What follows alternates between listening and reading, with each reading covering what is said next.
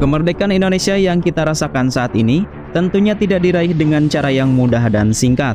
Dalam perjalanan panjang untuk mencapai kemerdekaan, Indonesia tidak hanya memiliki pahlawan-pahlawan tangguh yang berjuang di medan perang, tetapi juga memiliki para tokoh Islam yang memainkan peran penting dalam perjuangan bangsa ini.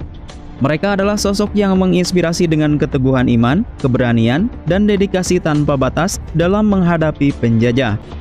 Sejak masa penjajahan, banyak ulama dan pemimpin Islam yang berani mengangkat senjata dan memimpin perlawanan demi mempertahankan tanah air dari cengkraman penjajah. Tidak hanya berjuang secara fisik, para ulama ini juga mampu membangkitkan semangat juang di kalangan rakyat melalui ajaran-ajaran Islam yang mengedepankan keadilan dan kemanusiaan. Mereka tidak hanya menjadi pemimpin spiritual, tetapi juga memimpin politik yang mampu memobilisasi massa untuk melawan kolonial yang sudah puluhan bahkan ratusan tahun menjajah bangsa ini. Melalui pondok pesantren tradisional, para ulama menyebarkan ide-ide kemerdekaan dan mengorganisasi perlawanan terhadap penjajah. Pondok-pondok pesantren yang ada di Nusantara tidak hanya berfungsi sebagai lembaga pendidikan agama, tetapi juga sebagai pusat pergerakan sosial dan politik.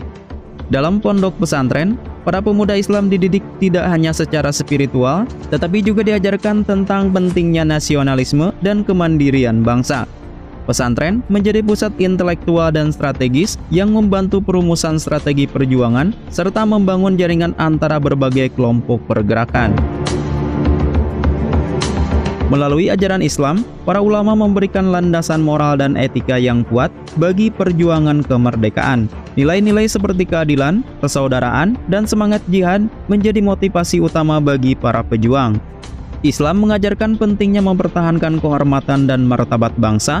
Hal itulah yang menjadi dorongan pejuang untuk melawan penjajahan. Selain itu, konsep ta'awun dan ukhuwah dalam Islam memperkuat solidaritas di antara para pejuang, sehingga mereka dapat bertahan dalam menghadapi berbagai tantangan dan kesulitan selama perjuangan.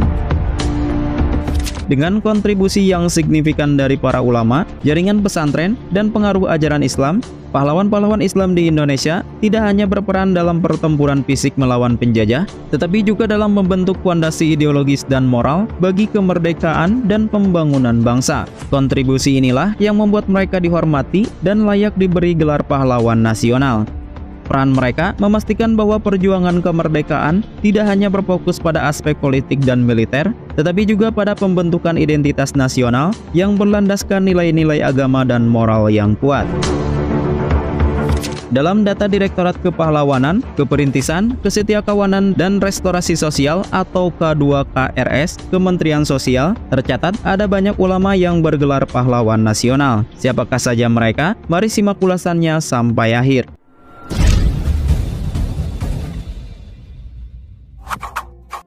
1.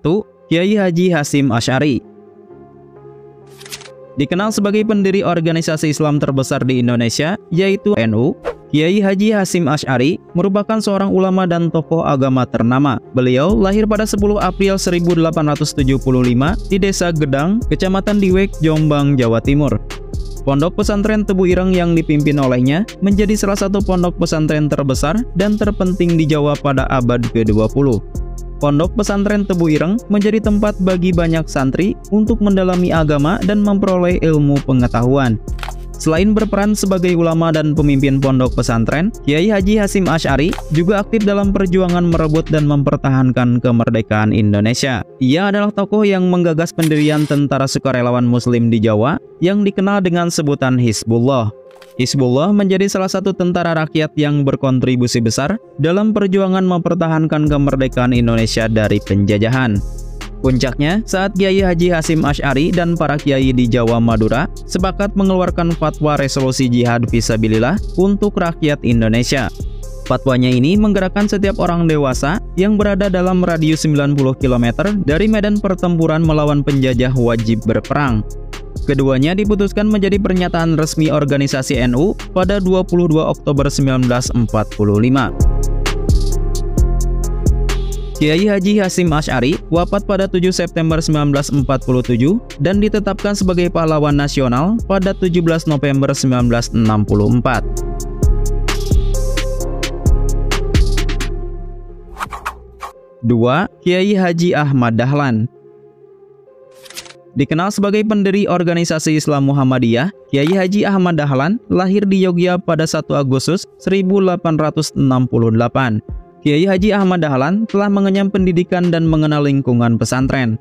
Beliau juga pernah belajar agama dan bahasa Arab di Mekah selama 5 tahun pada tahun 1883 ketika usianya masih 15 tahun. Sebelum mendirikan Muhammadiyah, beliau telah aktif dalam beberapa organisasi termasuk Budi Utomo dan Sarekat Islam. Kesadaran akan pentingnya pendidikan dan kepedulian terhadap masalah sosial mendorong Kiai Haji Ahmad Dahlan untuk mendirikan organisasi Islam bernama Muhammadiyah sebagai wadah untuk melaksanakan misi tersebut.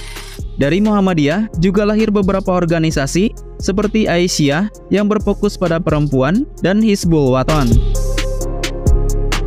Pada 23 Februari 1923, Kiai Haji Ahmad Dahlan meninggal dunia di Yogyakarta. Ia dimakamkan di Brontokusuman, Mergangsan, Yogyakarta. Penghargaan tertinggi sebagai pahlawan nasional diberikan kepada beliau pada tanggal 27 Desember 1961 sebagai pengakuan atas jasa-jasanya dalam memajukan pendidikan dan sosial di Indonesia. 3. Kiai Haji Zainal Mustofa. Kiai Haji Zainal Mustofa lahir di Singaparna, Tasikmalaya pada tahun 1899. Beliau merupakan sosok ulama pejuang kemerdekaan yang tidak hanya berjuang melalui pemikiran dan pendidikan di pondok pesantren, tetapi juga turun langsung ke dalam medan pertempuran.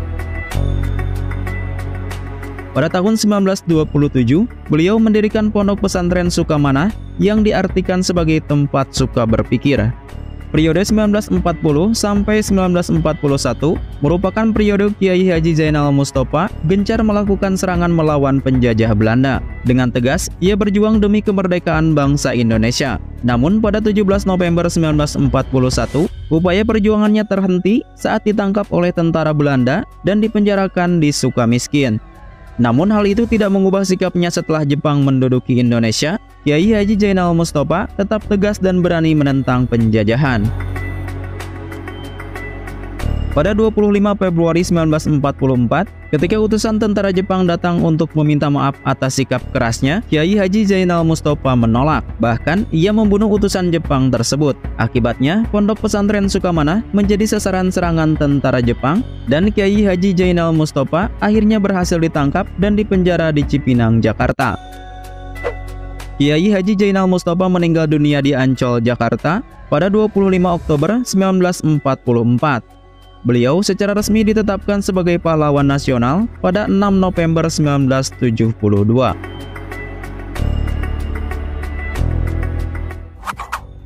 4. Kiai Haji Agus Salim. Kiai Haji Agus Salim lahir di Koto Gadang Agam, Sumatera Barat pada tanggal 8 Oktober 1884. Kiprahnya sebagai pejuang, politisi, jurnalis, diplomat, dan menteri luar negeri yang sangat berpengaruh pada masa awal kemerdekaan. Kiai Haji Agus Salim melalui perjalanan perjuangannya sebagai anggota Sarekat Islam, salah satu organisasi dengan jumlah massa terbesar pada waktu itu. Pada tahun 1919, ia turut mendirikan Persatuan Pergerakan Kaum Buruh yang berfokus pada perjuangan hak-hak buruh di Indonesia. Pada masa menjelang kemerdekaan Indonesia, ia menjadi anggota BPUPKI dan juga menjadi anggota Panitia 9 yang berperan dalam menyusun naskah proklamasi kemerdekaan Indonesia. Kiai Haji Agus Salim meninggal dunia pada tanggal 4 November 1954 di Jakarta. Pengabdiannya pada bangsa dan negara telah memberikan dampak penting bagi keberlanjutan kemerdekaan. Pada tanggal 27 Desember 1961, beliau secara resmi ditetapkan sebagai pahlawan nasional. 5. Kiai Haji Mas Mansur. Salah satu sosok penting dalam sejarah Indonesia adalah pria kelahiran Surabaya 25 Juni 1896 bernama Kiai Haji Mas Mansur. Beliau dikenal sebagai tokoh pembaharu Islam di Indonesia dan merupakan salah satu dari 4 serangkai bersama Soekarno, Hatta, dan Ki Hajar Dewantara. Ayahnya, Kiai Mas Ahmad, berasal dari pesantren Sidoresno Surabaya yang menjadi lingkungan awal pembentukan karakternya. Sejak masa remaja, Mas Mansur menimba ilmu di Al-Azhar Mesir, lalu ke Mekah dan kembali ke tanah air pada 1915. Tiba di tanah kelahirannya Indonesia, ia aktif bergerak dalam berbagai organisasi pergerakan. Salah satu peran pentingnya adalah ketika memimpin organisasi Muhammadiyah pada periode 1937 sampai 1943. Kiai Haji Mas Mansur meninggal di Surabaya pada tanggal 25 April 1946. Beliau secara resmi ditetapkan sebagai pahlawan nasional pada tanggal 26 Juni 1964. 6. Kiai Haji Wahid Hasyim. Kiai Haji Wahid Hasyim merupakan putra dari tokoh agama terkemuka, yakni Kiai Haji Hasyim Asy'ari, pendiri Nahdlatul Ulama atau NU. Kiai Haji Wahid Hasyim juga dikenal sebagai ayah dari Presiden keempat Republik Indonesia, yaitu Abdurrahman Wahid atau yang lebih dikenal dengan sebutan Gus Dur. Pria yang lahir di Tebu Ireng, Jombang pada 1 Juni 1914 ini memiliki peran yang cukup penting dalam proses kemerdekaan Indonesia. Ia menjadi salah satu tokoh yang menandatangani Piagam Jakarta pada tanggal 22 Juni 1945. Piagam ini menjadi cikal bakal Undang-Undang Dasar 1945 yang merupakan landasan konstitusi negara Indonesia. Karena kecakapannya dalam bidang ilmu agama, setelah merdeka beliau ditunjuk oleh Presiden Soekarno sebagai Menteri Agama. Bahkan antara tahun 1946 hingga 1952, beliau menjabat di sejumlah kabinet. Kiai Haji Wahid Hasyim meninggal dunia di Cimahi, Jawa Barat pada 19 April 1953. Beliau secara resmi ditetapkan sebagai pahlawan nasional pada tanggal 24 Agustus 1964.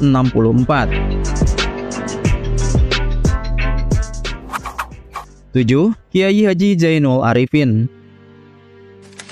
Pria yang bernama lengkap Kiai Haji Zainul Arifin Poham merupakan ulama pejuang kemerdekaan yang lahir di Barus, Tapanuli Tengah, Sumatera Utara pada 2 September 1909.